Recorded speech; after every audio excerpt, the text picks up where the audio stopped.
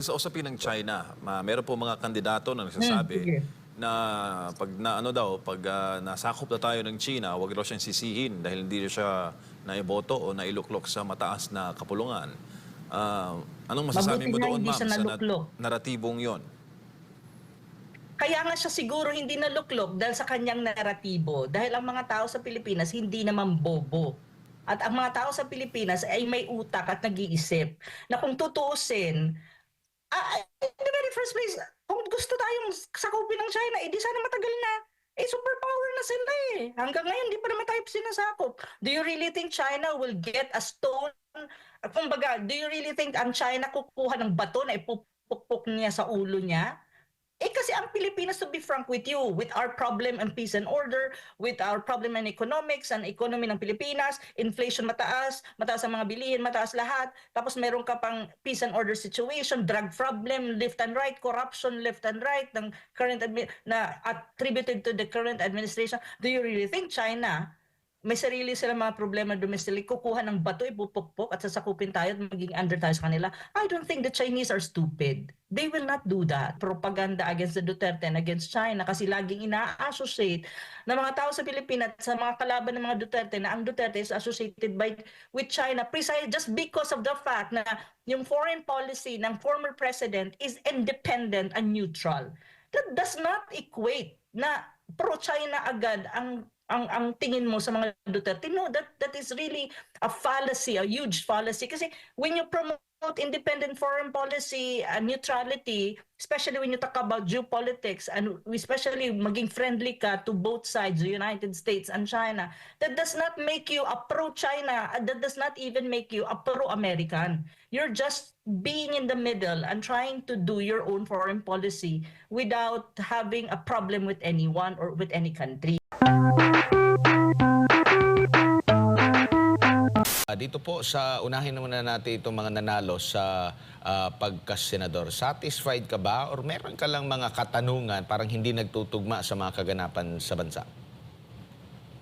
Sa akin kasi, to be honest and frank with you, Admar and MJ, even before the election, ang prediction ko talaga, at kahit man sa ibang nating mga kasama, sinasabi ko, kasi minsan tinatanong nila ako, yung prediction ko talaga dyan is, sabi ko, sa PDP laban, mga 3 or 2 ang lalabas dyan. It's precisely because I think I'm very realistic when it comes to the kind of politics that we have in the country, and also very realistic sa mga variables na meron tayo sa Pilipinas when you talk about real politics. Kasi alam ko na unang-una dun sa kabila, they have the administration, they have the money, they have all the resources, they have the machinery of the BBM administration, and at the same time medyo may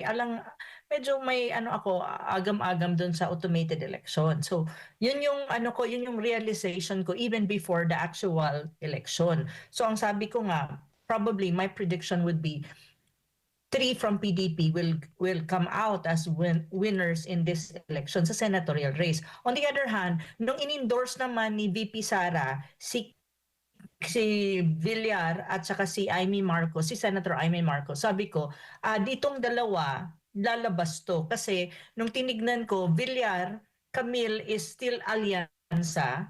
Kasama pa rin siya doon sa kabila, hindi naman siya tinanggal eh. Pero at the same time, nakuha niya ang suporta ng mga Duterte at nakuha niya ang Duterte votes or yung mga solid Duterte supporters. So makikita mo, alam ko na papasok si Villar. Kasi din, alam ko rin kung bakit nilapitan si VP. It's precisely because nung una, yung mga survey, wala siya sa survey, wala siya sa Magic 12. On the other hand, how do you call that? Si Senator Amy naman, nung una kasi hindi pumapasok si Senator Amy sa Magic 12 or medyo feeling ko nanganganib yung kanyang winnability. However, nung inintroduce na siya in-endorse na pala siya ni VP Sara, ang sabi ko, papasok siya. Sa akin kasi analysis ko, papasok siya. Kasi unang-una, you have the Norte votes, yung North. Kasi in the Philippines, MJ and Admar, if you really analyze it, that's why there was a unit team, precisely because you need to have the North and the South. And if you have both, then the winnability is higher. Kaya nga si Senator Amy, very obvious naman na nakuha niya ang norte. At now, nung in-endorse siya ni BP Sara, nakuha din niya to some extent, kahit papaano, nakakuha siya ng vote sa South. At saka yung, hindi ko masasabing lahat ng Duterte supporters bumoto sa kanya, pero at least may nakuha siya. So in a way, predictably, sa akin, sabi ko papasok si Senator Amy. So kung susumahin mo sa senatorial race, though ang opposition on the side of PDP, hindi tatlo lang ang pumasok. You still have the two na pumasok. So 5 as against to the rest na alyansa at may dalawa kang kakamping na pumasok si Bam at saka si Kiko. So in a way for me, satisfactory na rin on the side of the Dutertes and on the side of the opposition, yung 5 na alam kong solid will be on the side of the VP,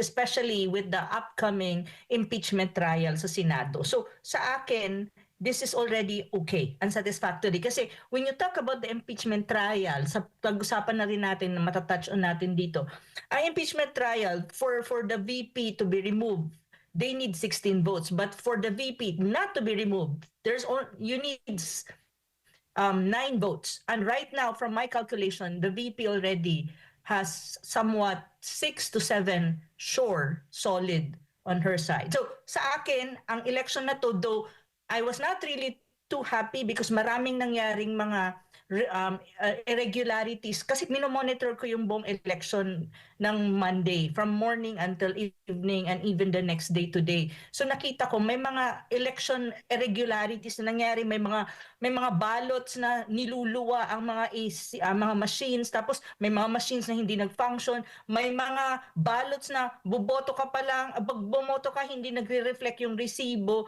doon sa mga binoto mo. Ang dami-dami. At saka may mga crime-related na mga nangyari during the election.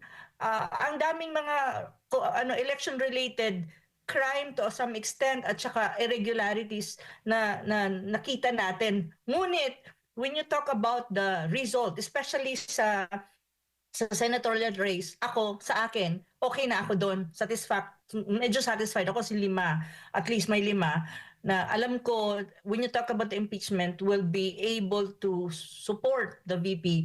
On the other hand, pagdating naman sa local na level, medyo makikita din natin yung endorsement ni VP at mga Duterte ay nag-work. Kasi look, in Cebu, Gwen Garcia was out at yung bago ngayon, which was endorsed by our BP, and the others also in different parts of Manila, like for example, Abante, I think, hindi nanalo, Isko Moreno, nanalo. So sa local na level, makikita mo rin na nagkaroon ng dent at nagkaroon ng positive impact yung endorsement ni BP Sara sa mga kandidato, which this will have a very important role to play, and this has something to do at magkakaroon to ng positive na impact hopefully in the 2028 presidential or national election. Kasi ang local na level like governor, mayor, especially mga mayors, importante yan when you are running a national election, especially presidential. So sa akin, may nakita akong positive, lalo na dun sa mga na-endorso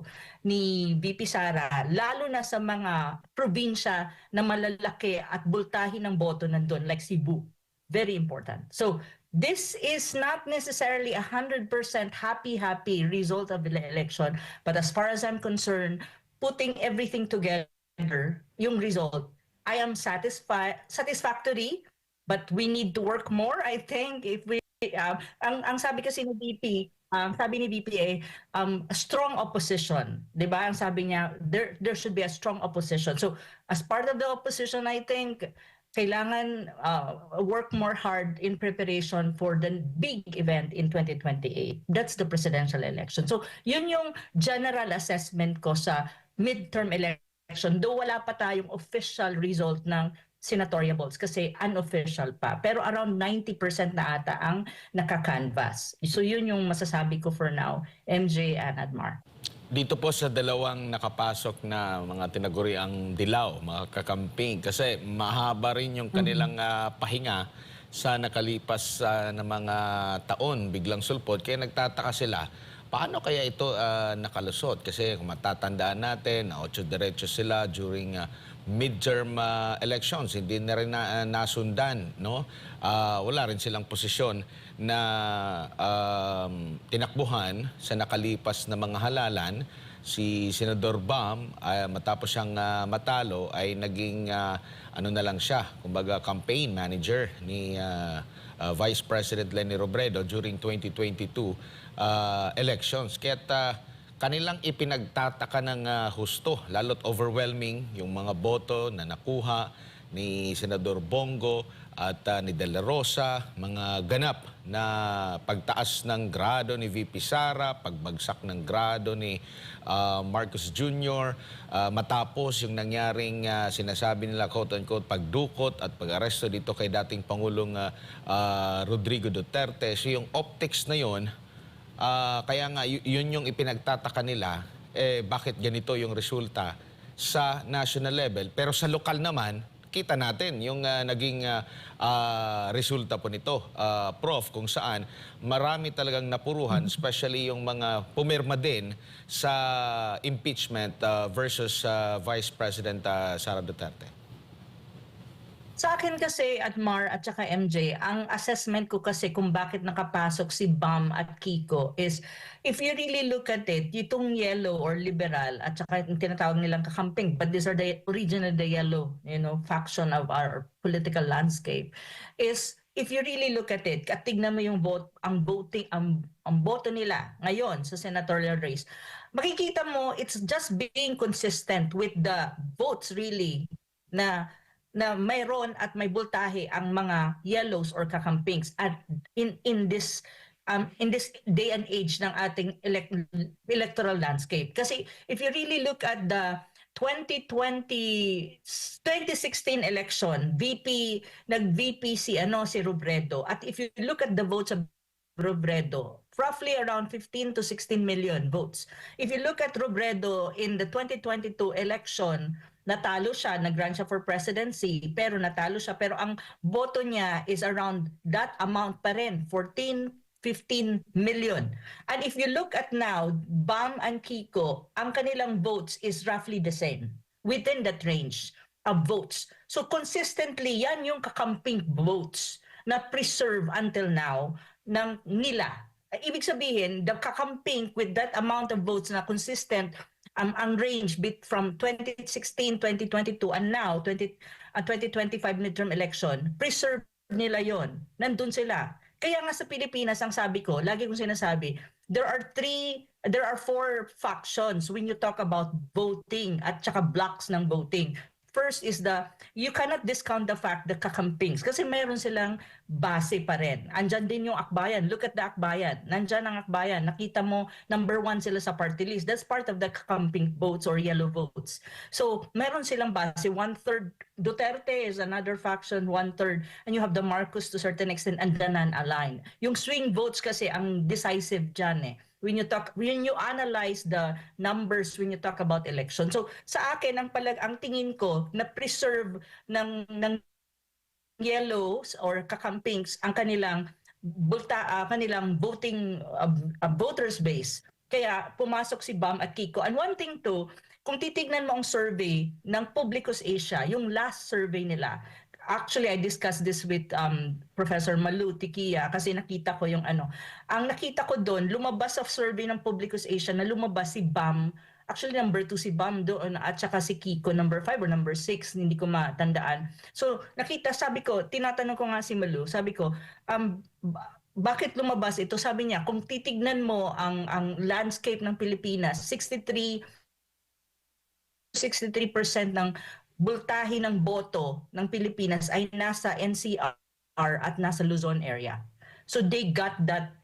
Si Bam at Kiko malakas dito sa area na to. So nakakuha din sila kahit papano sa Visayas at Mindanao. Kaya kung susumahin mo, pumasok talaga sa senatorial race. And one more thing, pagdating sa mga yellow or kakamping, silang dalawa lang naman talaga ang tumakbo. So makikita mo na concentrate sa kanila yung boto ng kakamping or yellow. So this is something that is quite a resurgence. Well, I would say a resurgence of the yellow votes or kakamping votes. Now we need to see and we need to analyze further in preparation to the 2028 election, especially the side of the opposition, the Duterte, because I don't call the Kacampings as opposition, to be frank. The current opposition right now is the one that is being led by the Vice President. That is what I see and that's what I believe. So, but even then, the opposition has to look at this, analyze this further, and see where they're strong, so that in 2028, you know what to do. So ganun ang tingin ko. Kaya ang sa akin, mas objective ang tingin ko dito kung bakit sila nanalo. I'm not really into this kind of allegations na baka nadaya. And on another note, in some ways, I am not sure if the administration of BBM also to greater extent help in this regard. Pero sa akin, it's much more really the kakamping votes na consistently makikita mo from 2022, 2016, 2022, and ngayon nakikita natin roughly 14 to 15 million votes. Kasi kay Lenny, kung titignan mo ang boto ni Lenny, reflective yan ngayon kay Bam at saka Kiko. So ito yung analysis ko. On the other hand naman, pagdating dito sa nangyari sa ICC kay President Duterte, yung arrest niya, how it impacted the election. I think ang nag-benefit niyan, yung syempre kasi nasaktan ng mga Pilipino, lalo na ang solid Duterte base mo na supporters ng mga voters. So kung ang tanong dyan, with that kind of angst and anger na nilagay nila sa balota, sino ang nag-benefit nun? Actually, to be frank, ang nag-benefit dyan is Bato and Bongo and Rodante Marcoleta and even Aimee Marcos, because Aimee, nagkaroon siya ng hearing. To a certain extent, may sympathy kay Aimee na Aimee was fighting for the sovereignty of the country and even was against the ICC arrest and detention of the former president in The Hague. So ito sa akin ang analysis ko dyan, ito talaga ang nag-benefit na lumabas sa Magic 12. Na tingin ko kung ano ngayon yung ranking, yan na yung papasok Kasi 90% plus na si Aimee yata number 12 dyan sa Lito Lapid nakapasok. Ang pinaka-magic talaga sa akin is Lito Lapid. I mean, hindi ko nga, sabi ko, Lito Lapid, hindi masyadong maingay, tahimik lahat, pero pasok na pasok. Pumasok pa siya compared to Bong Revilla Pacquiao na sa akin, I never expected Lito Lapid na will make it to the top 12.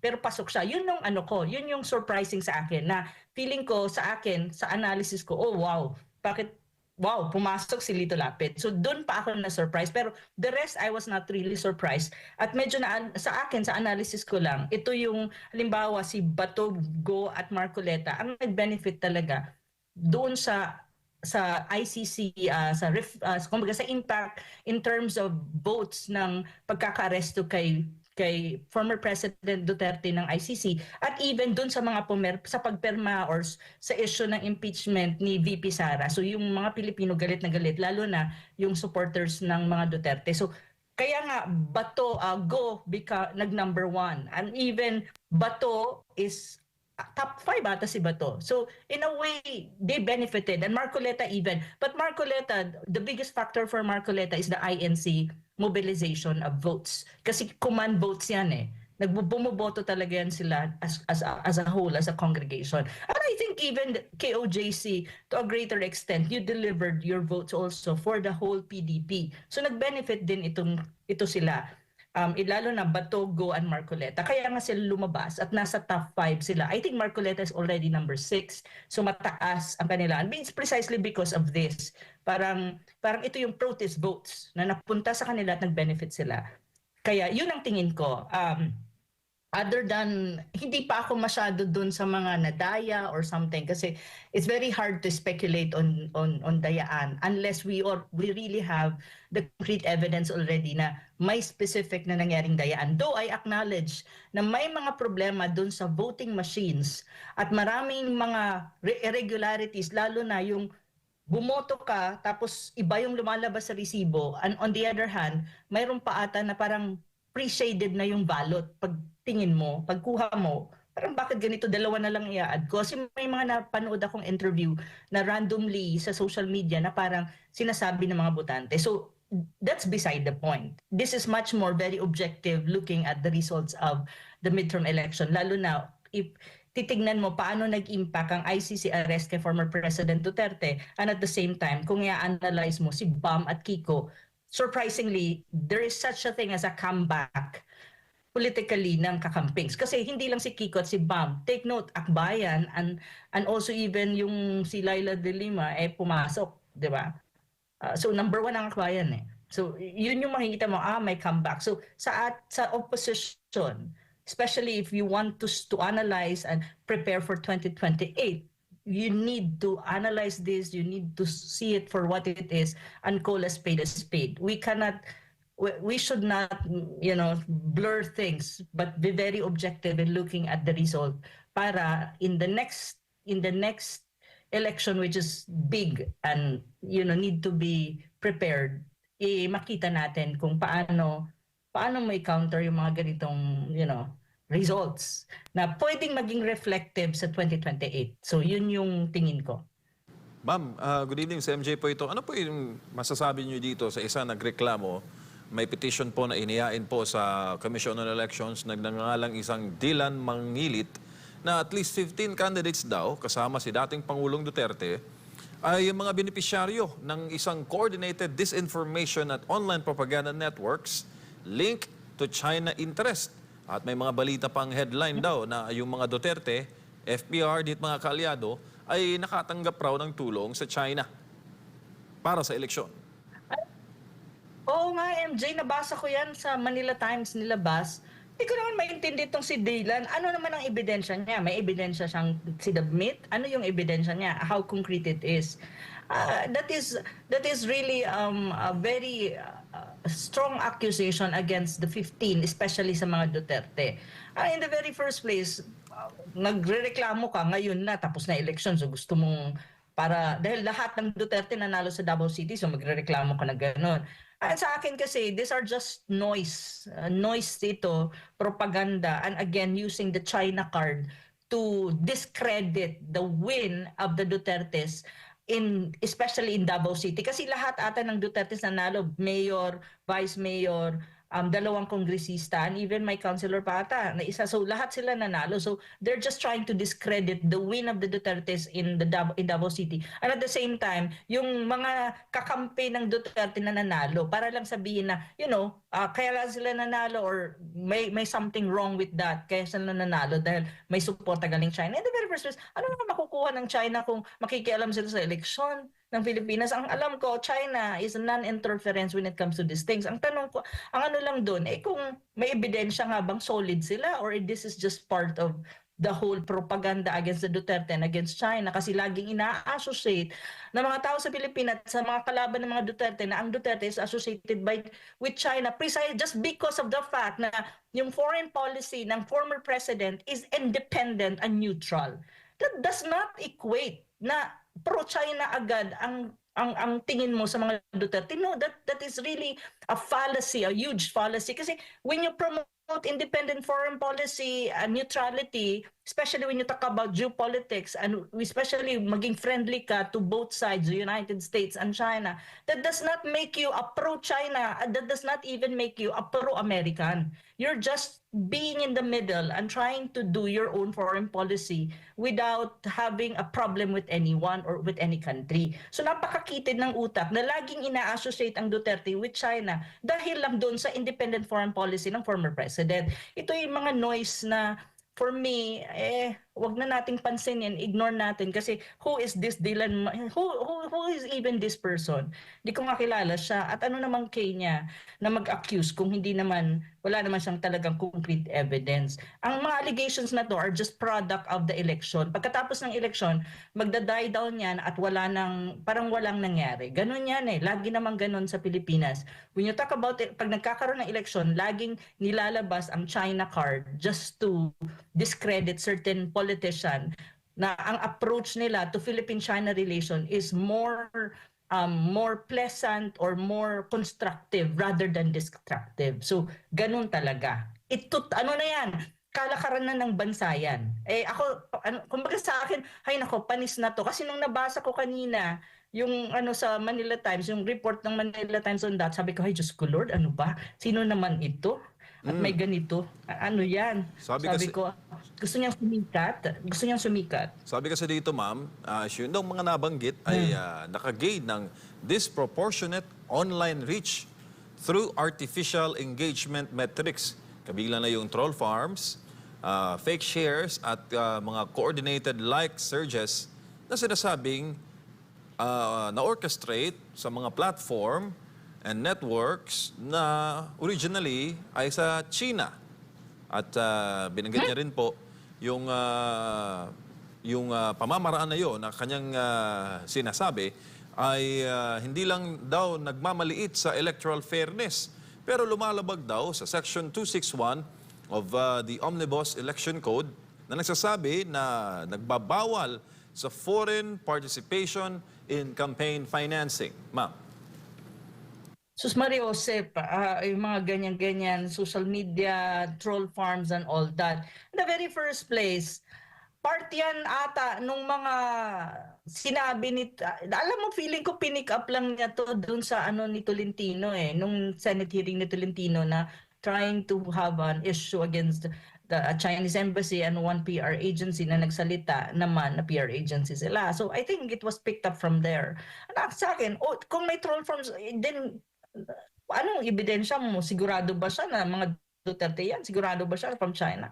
Ang mahirap i-prove yan kasi bakit? Social media yan, algorithms yan, at saka iba-ibang account yan. Kahit sino, pwede kang gumawa ng account na American, na Vietnamese, na Italian, whatsoever, or Chinese. It's not impossible. So, hindi pwedeng sabihin na, porque halimbawa, may Chinese dyan, China na ang gumawa niyan or Chinese na ang gumawa niyan. Anyone can do it kasi there's so many technology available right now online and using AI even who can create this thing. So, pwede ba? Hindi naman tayo siguro mga stupid not to see these things for what it is. Tsaka pag sinabi ng troll farms, goodness, wag nila akong anuhin. Ang dami dyan na gumagamit ng troll farms kahit, ay nako, mahirap na magsalita na hindi naman nasa oposisyon. Hello. Opo. Ay nako. Basta mahirap magsalita, alam ko yan, mga troll farm kung sino-sino. Diyos ko, Lord. Kaugnay pa rin sa usapin ng China, meron po mga kandidato na nagsasabi sige. na pag nasakop na tayo ng China, wag raw siyang sisihin dahil hindi siya naiboto o nailuklok sa mataas na kapulungan. Anong masasabi mo Mabuti na doon, hindi ma'am, siya sa naluklok. naratibong yon? Kaya nga siya siguro hindi naluklok dahil sa kanyang naratibo. Dahil ang mga tao sa Pilipinas hindi naman bobo. At ang mga tao sa Pilipinas ay may utak at nag-iisip na kung tutuusin, in the very first place, kung gusto tayong sakupin ng China, di sana matagal na. Superpower na sila Hanggang ngayon, di pa naman tayo sinasakop. Do you really think China will get a stone? Kumbaga, do you really think ang China kukuha ng bato na ipupukpok niya sa ulo niya? Kasi ang Pilipinas, to be frank with you, with our problem and peace and order, with our problem and economics and economy ng Pilipinas, inflation mataas ang mga bilihin, mataas lahat, tapos meron ka pang peace and order situation, drug problem, left and right, corruption, left and right, ng current na attributed to the current administration. Do you really think China, may sarili sila mga problema domestically, kukuha ng bato, ipupukpok at sasakupin tayo at magiging under tayo sa kanila? I don't think the Chinese are stupid. They will not do that. Bakit? Kasi hindi sila naghaharap ng problema. Walang bansa na naghaharap ng problema. So I don't think, in that very pragmatic way of answering that question, I don't think so. So kaya siguro siya natalo, yung nagsasabi niya na hindi nanalo sa senatorial race is precisely because people can really see through na he was just using the China card para niya ma-ignite yung sense of nationalism kuno ng mga Pilipino, kaya iboto siya. Ang problema niya, hindi na ganon ang perspective ng mga Pinoy. Ang mga Pinoy nag-i-evolve, nag-i-improve at nakikita nila ang katotohanan kung anong nangyayari talaga, lalo na when you talk about this issue. So kaya siguro, imbis na iboto siya, hindi siya ibinoto. At saka, kasi yun yung sinabi ko, di ba? I was interviewed in your program. Ang sabi ko nga, ang advice ko is mas maganda sana i-discuss niya ang platforms niya that has something to do na paano i-address ang mga, how do you call that, ang mga pressing challenges ng bansa, lalo na when you talk about economics, like for example inflation, foreign direct investment na lalo pang dumami sa Pilipinas, paano mo i-curtail ang pagtaas ng mga presyo ng mga bilihin at ang bigas ng 20 pesos na hindi maibigay-bigay ni BBM at saka yung massive corruption. How would you do that? How would you address this legislatively speaking? Kasi ang tinatakbuhan niya senador. Bakit ka mag-focus sa China? Hindi naman siya ang presidente. The one who's in charge of foreign policy and the sole author of foreign policy is the president. So it's the problem of the president how he can possibly deal with China. It's not his problem. Unless he is the chairman of the Foreign Affairs Committee ng Senado. Kaso si Amy Marcos yun. So ayun nga yun kaya nga sabi ko sa kanya before the election, mag-focus kayo dun sa mga issue na malapit sa bituka ng mga Pilipino, baka manalo kayo.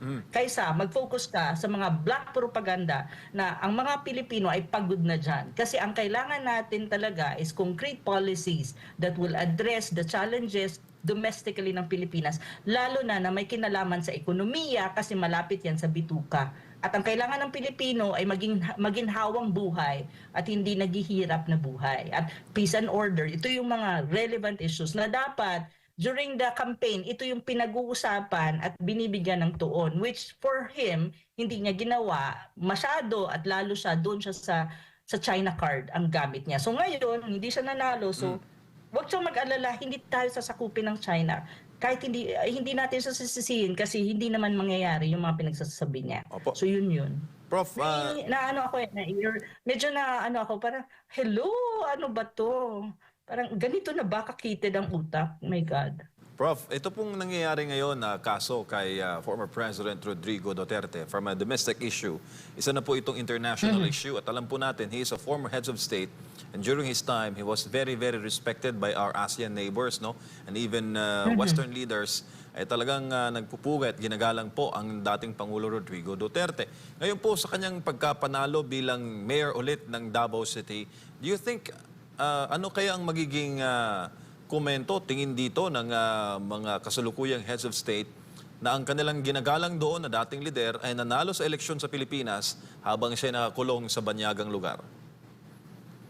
Oh well, narinig ko pa lang kanina kasi I attended a forum na ang mga nandun from a foreign international forum na kung saan ang mga nag-participate doon ay coming from different countries. There are people from ASEAN, there were people from Australia at pinag-usapan ng midterm election ng Pilipinas at sinabi nga nila sa akin kanina na nanalo si Rodrigo Duterte sa pagka-mayor sa Davao City even though nasa ICC siya at hindi siya nakapagkampanya. Sabi ko sa kanila, oo nga, sabi ko, imagine mo, sabi ko, in terms of votes, ang layo ng lamang ni President Duterte kaysa kay Nograles. So sabi nila, at ito yung comment it just means that parang it just means, sabi nila na Rodrigo Duterte is really well loved by the Filipino people and respected by the Filipino people, and they want someone like him in the country, that kind of leadership, and at the same time nanalo pa rin sa kumbaga landslide victory sa Davao City precisely because yun ang verdict ng Davao City at ng mga Pilipino sa Davao City na ito yung leader namin and we will stand with him. So parang ang tingin nila it's a verdict ng mga Pilipino na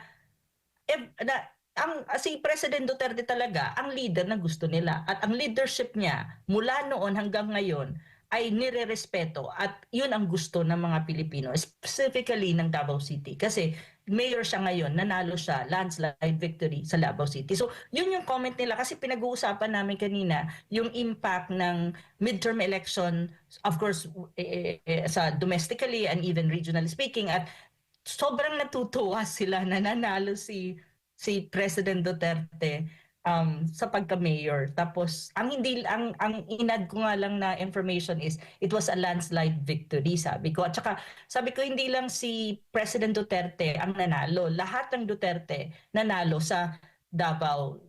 Yung dalawang congressman at saka I think and vice mayor, sabi ko. So sabi nila, so ibig sabihin talagang kahit anong paninira daw na pinukol kay President Duterte, pinupukol kay BP, pinupukol sa mga Duterte, at the end of the day, you can really see the will and the verdict of the Filipino people that they really admire, respect, and love the former president. So wala, kumbaga ang boto kasi, yun niya yung ano mo yun ang reflection mo kung ano ang pulso ng mga Pilipino at anong pulso ng Davao City. So malinaw yun, sabi nila. So sabi ko, yes. Hindi na nga ako nag-explain sila na ang nagsabi sa akin. So ako naman, yes na lang ako ng yes na, yeah, I understand and that's really true. That's what I feel as well, sabi ko. So yun yung tingin ko at yun din ang tingin ng ating mga karating na bansa and even outside of ASEAN region.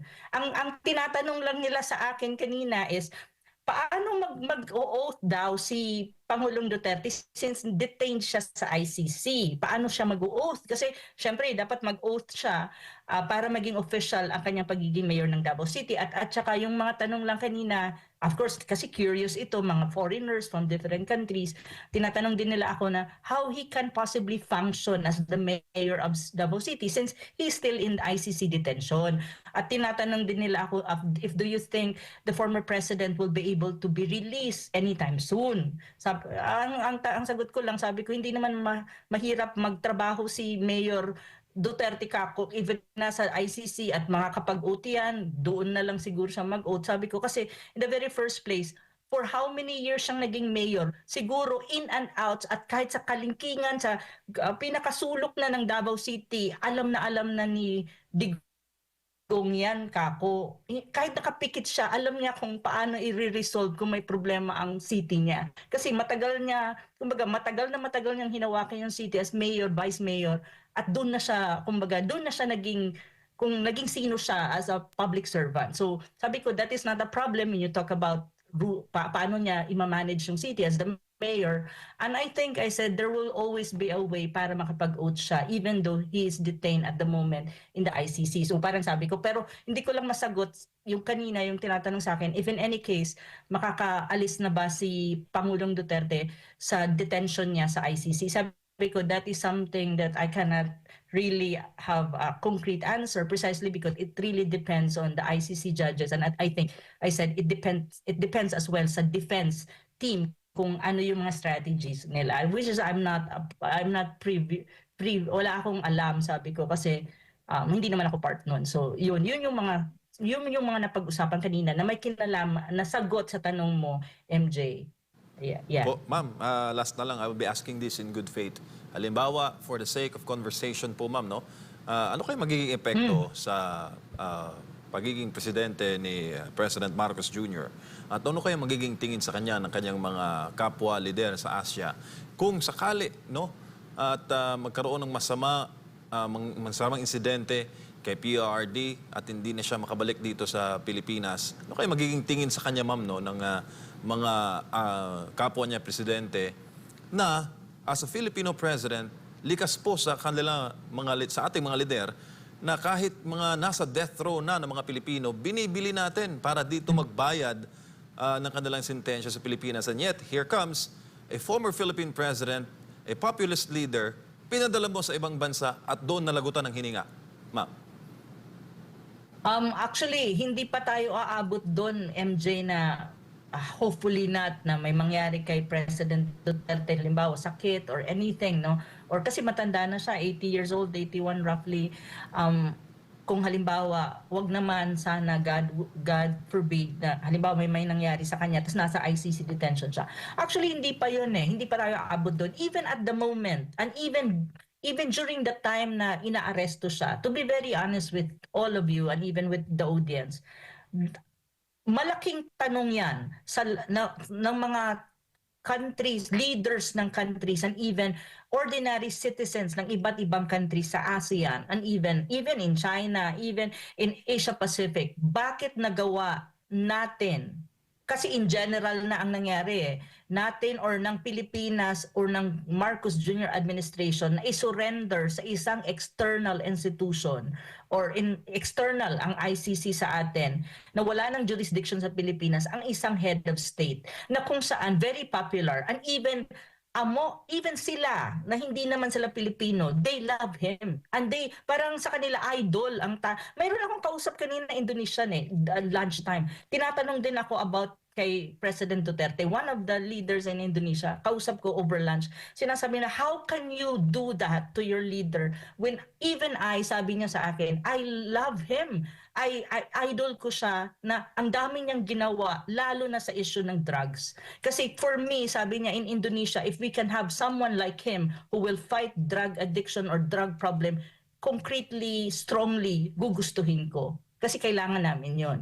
Alam mo, yun yung statement niya. So sabi, at yung iba naman na mga citizen or nationals ng iba't ibang bansa, lalo na dito sa Asia, at even some leaders that I usually when I travel and I attend conferences academically, and sa mga even mga think tanks na i-invite ako para magsalita on different issues, syempre nakakausap ko rin sila kung ano yung perspective nila dito, and even media personalities, even academics, and even independent media na marami akong kaibigan na sinasabi nga nila bakit nakayanan daw ng administration ng BBM na gawin ito kay President Duterte, na kahit sa kanila hindi nila ma-imagine na gagawin nila sa sino mang leader nila, lalo na naging presidente ng bansa nila. Sabi nga nila, iba na yung usapan kung domestically may away-away dyan kasi mga politiko yan. Pero iba din daw yung usapin na you will allow an external body to, to extract a former president and head of state and detain him in, like for example, in ICC. In their imagination, they cannot accept that. Sa imagination nila, pag nilagay daw nila yung sarili nila sa Pilipinas, ang kanilang bansa sa kaso na yan, hindi nila ma-imagine na gagawin nila or kaya nilang gawin. And sinasabi nga nila sa akin, even we have leaders as well na hindi naman nila gusto at maraming hindi nagawa sa bansa nila at hindi rin naman okay, pero they cannot even imagine na gagawin nila dun sa leader na yon. How much more, sabi nila, to someone like President Duterte who have done so much for the country, especially even the fight against illegal drugs. So yun yung mga perception. So ang tingin, in a way, kung magtitignan mo yan, papakinggan mo yan, hindi maganda ang kanilang perception kay BBM at sa administration niya na bakit nagawa ni BBM yon. How can you do that? And that is not even usapin ng sovereignty and independence. Wala pa tayo doon, MJ and Admar. Ito pa lang, mas ano pa lang kay President Duterte. Pag dinagdag mo pa yung issue ng sovereignty at saka independence, and paano mo sinurrender yon dahil inallow mo yung ICC to intervene in this case, parang mas lalong bumibigat at lalong hindi maganda ang pagtingin sa Pilipinas and even the current Marcos administration. That is really the fact of the matter. So ang ano lang dito, hindi mo yan maririnig sa media, lalo na sa mga ASEAN leaders or even ASEAN counterparts, kasi sa ASEAN, hindi kasi ang ASEAN countries mahilig sa yung very confrontational na approach. Hindi ganoon ang ASEAN eh. Even the ASEAN leaders. Ano yan, maririnig mo yan sa mga private conversation kapag maliliit lang na tao or when you have break times in conferences, nakakausap mo sila and you talk about these issues, maririnig mo siya, but not necessarily in media because in ASEAN there's a culture of non-confrontation. So iniiwasan nila sa media na magsalita ng anything negative against another ASEAN countries kasi hindi nga maganda dahil you have to preserve harmony. Pero in private conversation, maririnig mo yan, mapapag-usapan yan. So sa akin, mas ganun ang reflection ng ginawa ng current administration kay Pangulong Duterte. Hanggang ngayon, palaisipan pa rin sa kanila, sa mga ibang nationals, kung paano nagawa natin or paano nagawa ng current administration ito kay President Duterte. At bakit nagawa? Alam mo yun? Yun yung mga naglalaro sa isip nila na sinasabi nga nila, he doesn't deserve this kind of treatment because in the very first place, sabi nila, hindi siya tulad ni Netanyahu. Kasi kung mayroon mang dapat i-aresto, sabi nila, it should be Netanyahu. Kasi yung ginawa ni Netanyahu sa Palestinians are talagang genocide. But this one is not. This is more a domestic issue. It's not even an international, some kind of issue. So yun yung mga sentiments ng ating mga kaibigan sa iba't ibang parte ng mundo, hindi lang ng ASEAN, iba't ibang parte ng mundo. Kasi sa awa ng Diyos, nagkakaroon ako ng chances pag nag-travel ako and I attend conferences, international conferences, na makasalamuha yung iba't ibang lahi na nanggagaling sa iba't ibang bansa. Tapos, lagi nilang lagi nila akong tinatanong dito sa issue ni President Duterte at ng ICC. Kasi para hanggang ngayon hindi pa rin nagsisink in yung sitwasyon na nandun siya sa ICC detention. Kasi yung Indonesian colleague ko kanina actually yung Indonesian colleague ko is actually working for ASEAN, sa ASEAN mismo, sa Jakarta. So ang tinatanong niya sa akin, asan na si Pangulong Duterte? Where is your president now? The former president. I said, he is in the ICC detained. Huh? I thought he was already released. Sabi ko, no, he's still in the ICC. What? Why is still there? He should be released. May ganun na reaction. That was over lunch kanina. So parang sa akin, naisip ko na kung hindi pa nagsisink in sa kanila na nakadetain na nga at nandun pa rin si Pangulong Duterte. So yun. Opo.